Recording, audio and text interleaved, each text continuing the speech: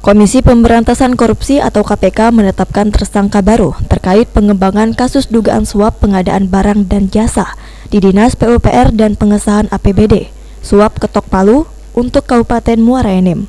Ada 15 tersangka baru dalam kasus ini, adapun 15 tersangka baru tersebut yakni para mantan anggota DPRD Kabupaten Muara Enim. Mereka adalah 5 anggota DPRD Muara Enim periode 2019 sampai 2023, Agus Firmansyah, Ahmad Fauzi, Mardalena, Samudra Kelana, serta Vera Erika.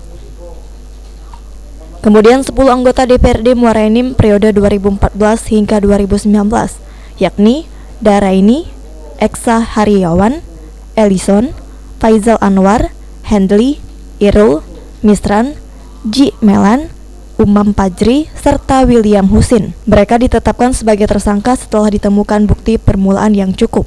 Wakil Ketua KPK Alexander Marwata saat menggelar konpres di Gedung Merah Putih KPK, Jakarta Selatan, Senin malam mengatakan para tersangka disangkakan melanggar Pasal 12 huruf A atau Pasal 11 Undang-Undang Nomor 31 Tahun 1999, sebagaimana telah diubah dengan Undang-Undang Nomor 20 Tahun 2001 tentang Pemberantasan Tindak Pidana Korupsi Junto Pasal 55 Ayat 1 ke 1 KUHP. Penetapan tersangka ini merupakan pengembangan atas perkara korupsi sebelumnya yang menjerat mantan Bupati Muara Enim, Ahmad Yani, Ketua DPRD Muara Enim, Aris HB, PLT Kadis PUPR, Ramlan Suryadi, serta sejumlah pihak lainnya yang telah dinyatakan bersalah.